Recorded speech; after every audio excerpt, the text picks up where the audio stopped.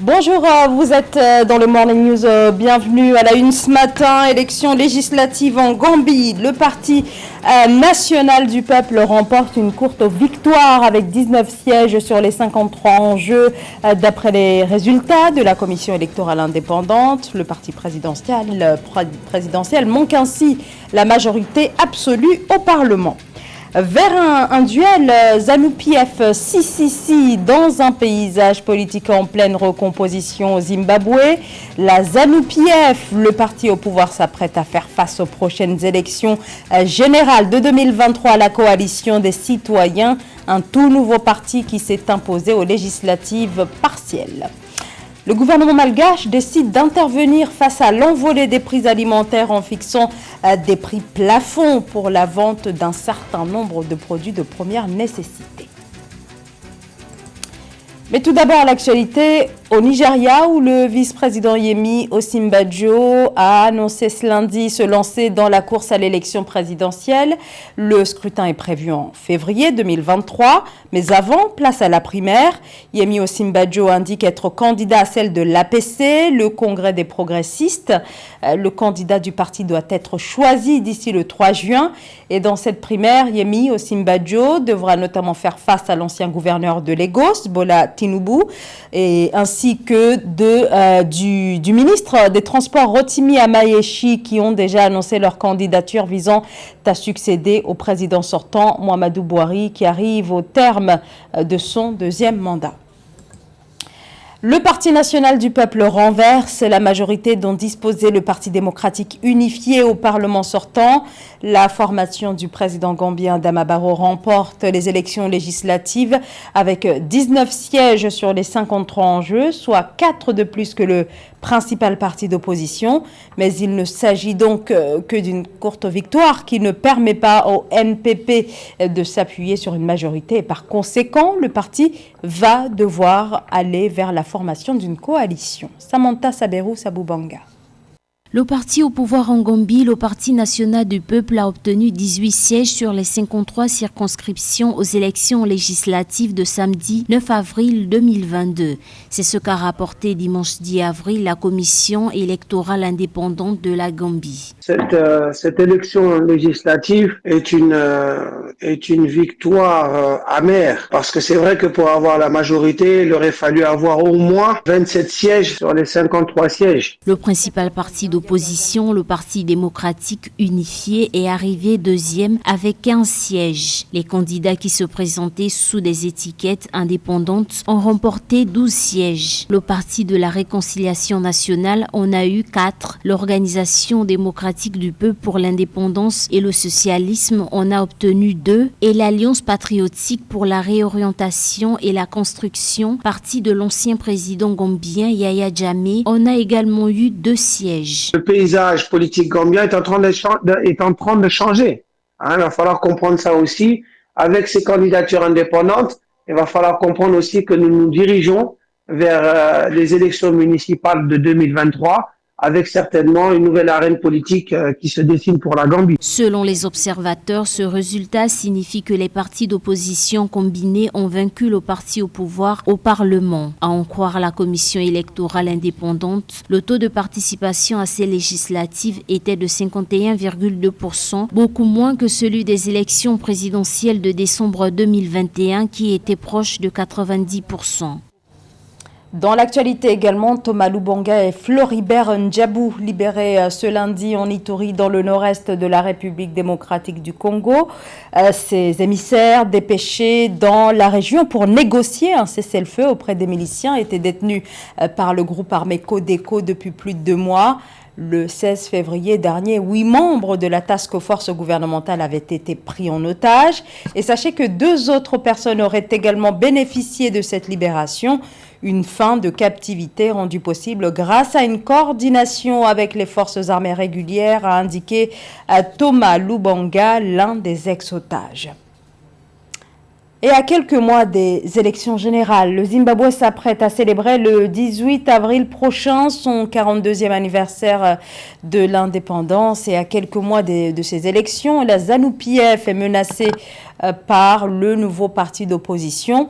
Le parti au pouvoir pourrait en effet être confronté à la coalition des citoyens pour le changement aux élections générales prévues l'année prochaine, après que ce nouveau parti né en janvier ait réalisé une percée importante lors des élections partielles. Nathalie Mo.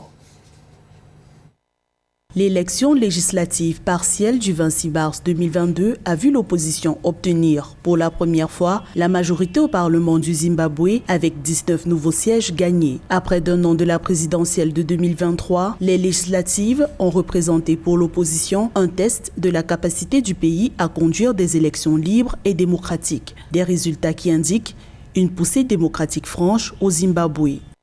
La population a maintenant tendance à donner se voit à l'opposition et c'est une espèce de prélude de ce qui risque d'être les élections de 2023. Au Zimbabwe, les avancées démocratiques se heurtent à la persistance d'un droit de regard du pouvoir sur les activités politiques. Le gouvernement examine la réintroduction d'une loi controversée sur le financement des organisations bénévoles privées. Une loi pour lutter contre le blanchiment d'argent selon l'exécutif zimbabwéen. C'est une loi qui met les ONG sous le contrôle du gouvernement. Cela signifie que, après avoir cherché à museler l'opposition, le pouvoir cherche également à museler la société civile organisée qui risque de lui tenir tête en 2023.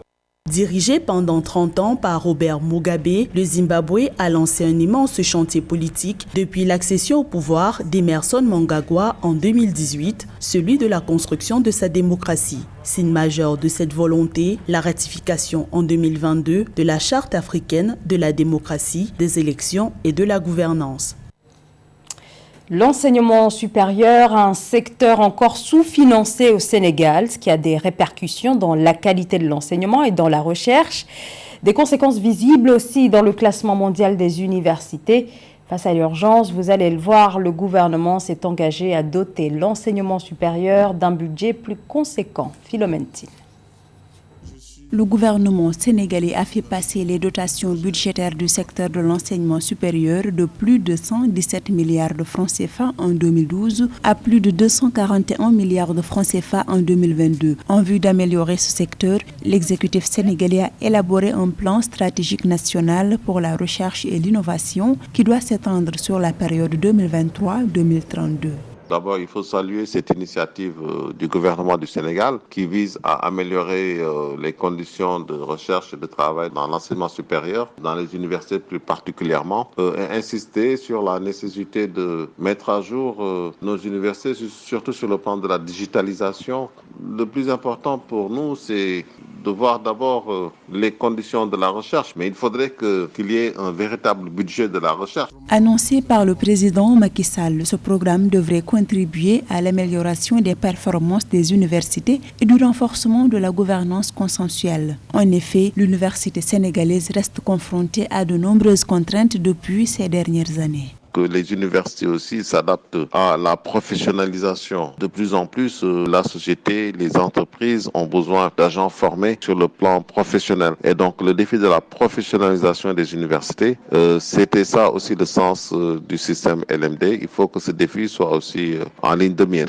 Le chef de l'État sénégalais souhaite également engager une étude prospective sur les flux d'étudiants et améliorer le taux d'encadrement pour la période 2022-2026. En crise depuis quelques années, l'enseignement supérieur cherche à se développer au Sénégal comme partout ailleurs en Afrique.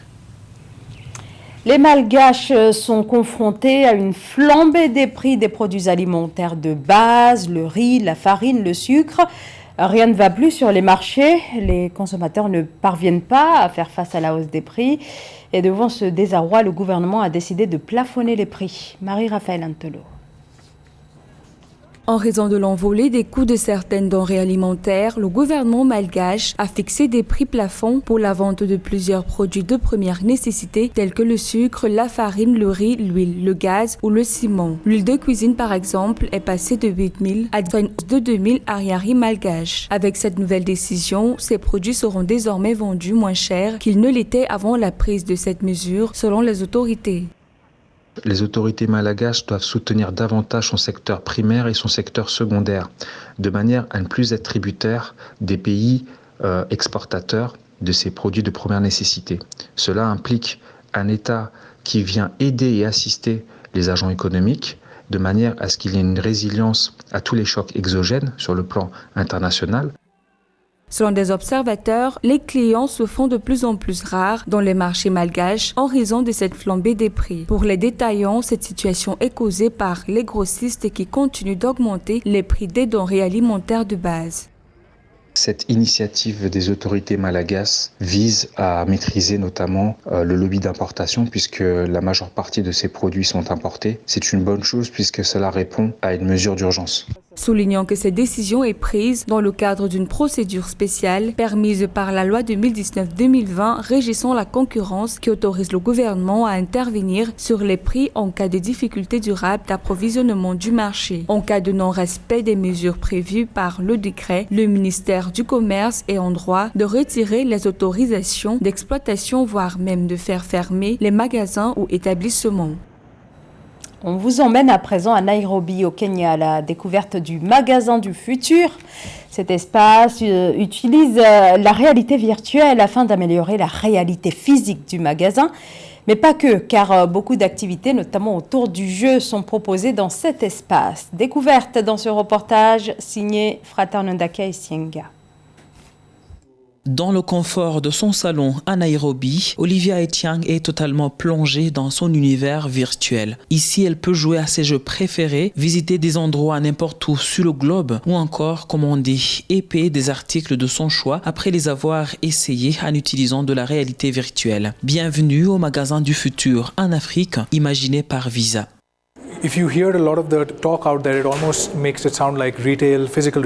Certains disent qu'avec l'utilisation des nouvelles technologies dans le commerce, les magasins physiques vont disparaître, mais c'est faux. Moi, je pense que le futur du commerce sera une fusion entre le physique et le digital pour créer une nouvelle expérience améliorée. Tu pourras par exemple être à la maison et être capable d'essayer des lunettes de soleil ou des chaussures en utilisant la réalité virtuelle.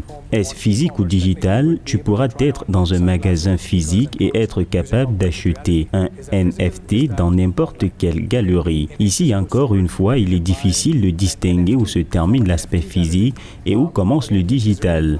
Et c'est là que fusionne le physique et le digital pour mieux servir le client.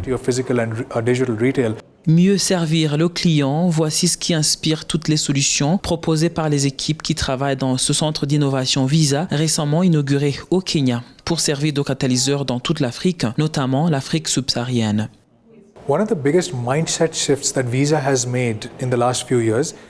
L'un des meilleurs changements de mentalité que Visa essaie de transmettre, c'est de se demander quel est le point de départ de l'innovation. Ce n'est pas la technologie, ce n'est pas aussi le produit, ce n'est pas non plus la stratégie, mais c'est en toute honnêteté ce que le client désire ou ce dont il a vraiment besoin. Il faut se demander quels sont ses besoins et ses aspirations pour qu'on se mette à travailler dessus. Donc, avant que mon équipe ne commence à travailler sur une solution quelconque, la première chose dont on tient compte, c'est l'émotion du client. On lui parle pour savoir ses besoins avant de commencer à imaginer le produit. Le commerce du futur, c'est aussi la façon dont les gens vont se mouvoir. Selon Visa, il faut déjà commencer à travailler sur l'automatisation des paiements dans les transports en commun en Afrique. Et c'est la fin de ce journal. Merci de votre fidélité. L'information continue sur Africa 24.